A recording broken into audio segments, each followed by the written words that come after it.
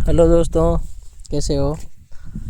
अभी अहमदाबाद जो डिवीज़न का था वो सारा डॉक्यूमेंट अभी हो गया है। और अभी उसकी ज्वाइनिंग लगभग तो मिल चुकी है। 1 तारीख को थी, लेकिन मैं वहाँ जा नहीं पाया, तो अभी मेरी थोड़ी लेट हो गई है। अभी मैसेज कोई आएगा तब जाना है। अगर पहले जाते हैं तो भी जा सकते हैं, ऐसा नहीं है कि नहीं जाना है। लेकिन अभी मैसेज करेंगे, नहीं तो देखते हैं। अभी कोई बोल रहा है कि सेकंड लिस्ट इसकी आ गई है, तो साइड पे तो मैंने अभी देखी, मेरे को तो कहीं मिली नहीं है। देखिए सेकंड लिस्ट क्या आ गई है, कोई बोल रहा है कि यूट्यूब पे बता रहा है, कोई कह रहा कि टेलीग्राम पे कोई दोस्त था उसने बोला है कि सेकंड लिस्ट आ गई है। तो अगर सेकंड लिस्ट आई है, अगर आपको किसी को पता है तो मैसेज ज़रूर करना मेरे को, पता ना कितने कुछ नंबर की मेरिट गिरी है इसमें। और बाकी अभी लगभग सबकी हो गई है। मुंबई जोन का भी अभी फाइनल पैनल आने वाला है फर्स्ट का, तो मुंबई जोन में काफ़ी सीटें खाली रहेगी। तो जो भी कम नंबर है तो उनका आराम से नंबर आएगा। बाकी अभी देखता हूँ, मैं भी मंगलवार या बुधवार को वहाँ अहमदाबाद जाऊँगा। तब अभी 2 दिन मैं भी गांव आ गया था, अभी गांव आया हूँ। 2 दिन यहाँ घूम के फिर आराम से वहाँ जाएंगे। तो ना आपके पास अगर लिस्ट आई है तो मुझे ज़रूर बताना, इसमें क्या नंबर का रहा है, ठीक है। कितने नंबर कम हुए, कितने नंबर कम नहीं हुए, तो आप मेरे को थोड़ा मैसेज करके बताना। बाकी अगर नहीं आई है तो अभी जस्ट अभी आने वाली है, क्योंकि फर्स्ट पैनल तो अहमदाबाद जोन का पूरा ही डॉक्यूमेंट सारा कुछ ही क्लियर हो गया। अभी बस ज्वाइनिंग चल रही है, अलग अलग डिवीज़न में दे रखा है, ठीक है। अभी गाँव हूँ मैं, ये अभी पीछे मेरे जीरे की खेती है, गाँव आया था मैं।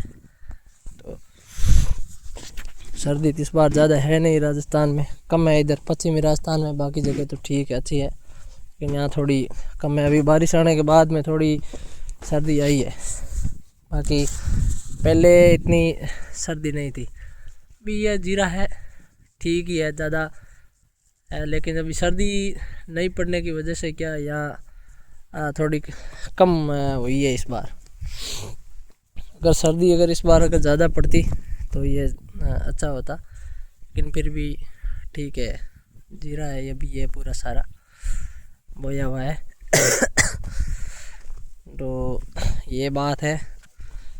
अभी लगभग अहमदाबाद जोन के अंदर, अहमदाबाद डिवीज़न में काफ़ी ज़्यादा कैंडिडेट लिए, 400 कुछ कैंडिडेट ले रखे हैं, और सारी ट्रेनिंग लगभग चल रही है। अहमदाबाद की सारों की ट्रेनिंग पे भेज दिया हम। अभी अहमदाबाद डिवीज़न में तो कितने हैं, 48 एक बच्चे स्टूडेंट कैंडिडेट बच्चे, उसमें से भी 2-3 आ गए। वो ज़्यादातर रिजाइन वाले हैं, तो जिनका रिजाइन किसी का पेंडिंग है, किसी का मिला नहीं है, तो वो ही बाकी रहे हैं।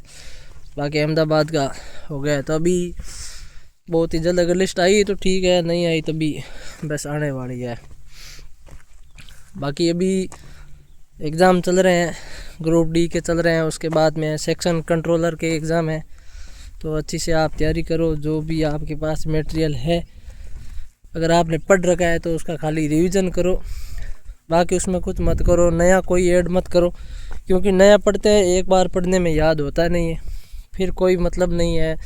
आप 10 बार जब तक एग्ज़ाम आ जाएंगे, तो वही रखो, जो पढ़ा है वही ठीक है, चाहे NCERT से पढ़ा है या किसी से कोर्स ले रखा है या कैसे भी किया है, तो वो आराम से उसको रिवीजन करते रहो, बाकी कुछ मत करो, रिवीजन ही रिवीजन करो। और करंट अफेयर का ध्यान दो, जीके कम आ रहा है ग्रुप डी के अंदर, करंट अफेयर बहुत ज़्यादा पूछ रहे हैं, तो सबसे ज़्यादा है कि आप करंट अफेयर पढ़ो।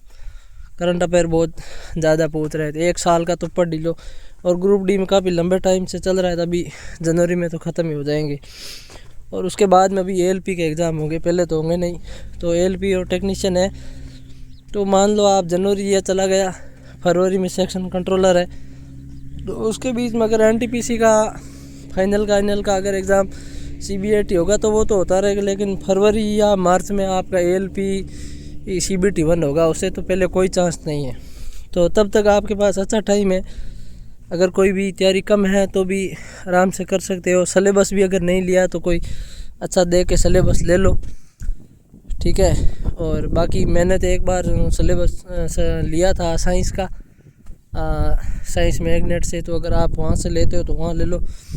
कंटेंट भी अच्छा है और आपको समझ में भी आ जाएगा। जो एग्ज़ाम में लगभग आ रहा है वो उसमें हो जाएगा। बाकी आप NCERT की किताब देख लो, वो लगभग NCERT में पढ़ाते हैं। बाकी वैसे तो YouTube चैनल पर है और कोई क्लास से चलाता है, अगर आपको वहाँ है तो ठीक है। और अगर समझ में नहीं आ रहा है तो उनका आप कोर्स ले लो, वो मिनिमम प्राइस भी है, ज़्यादा ऐसा कुछ है नहीं। और 3-4 महीने, अब 3 महीने तो मान ही लो अभी पढ़े।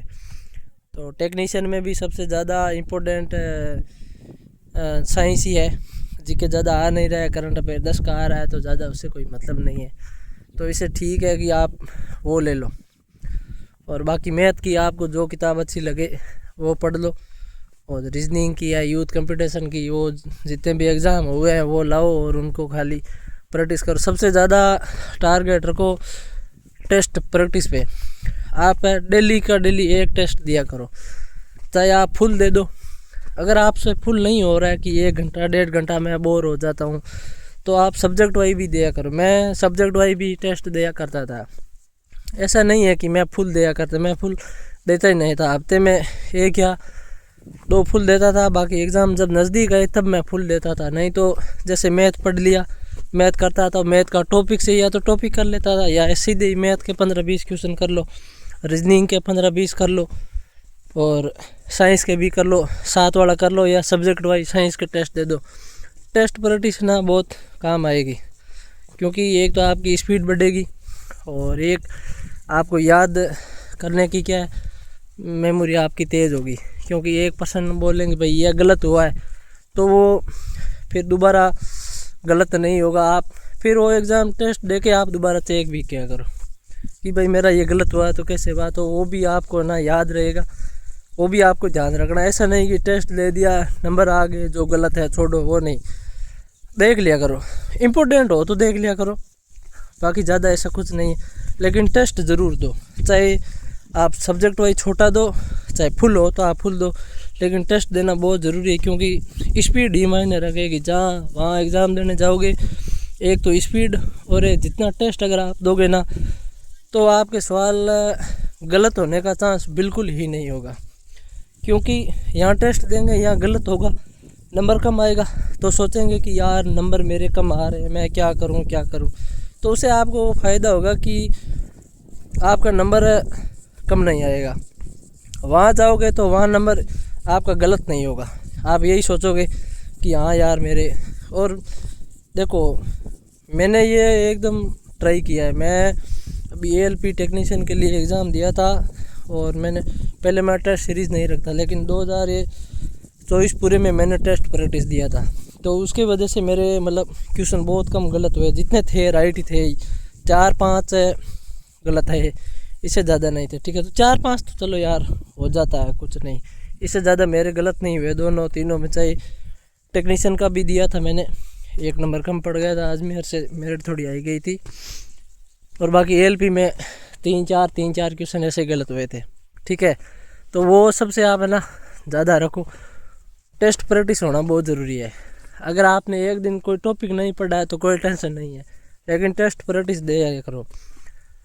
बाकी टाइम का कोई मैनेजमेंट नहीं है, जितना आपका पढ़ने का मूड हो तब तक पढ़ो। पढ़ने का मूड अगर नहीं है तो 10 मिनट 15 मिनट रेस्ट कर लो, चाय पी के आ जाओ, जो भी करना वो करो। ऐसा कुछ नहीं है कि 15 घंटे कंटिन्यू पढ़ते रहो, वो ऐसा मत करो, ठीक है। माइंड फ्रेश होना चाहिए, आपको याद होने की क्षमता होना चाहिए। 15 घंटे या 10 घंटे पढ़ने से कोई पढ़ाई नहीं होती है, तो वो सारे अफवाह है, बाकी कुछ नहीं। आराम से पढ़ते रहो। अभी एग्ज़ाम काफ़ी आगे आने वाले हैं, ग्रुप D के चल रहे हैं, तो सेक्शन कंट्रोलर के है, फिर NTPC का ही आगे चल ही रहा है, ALP हो जाएगा टेक्नीशियन, और अभी ग्रुप D की बता रहे कि और वैकेंसी आ रही है।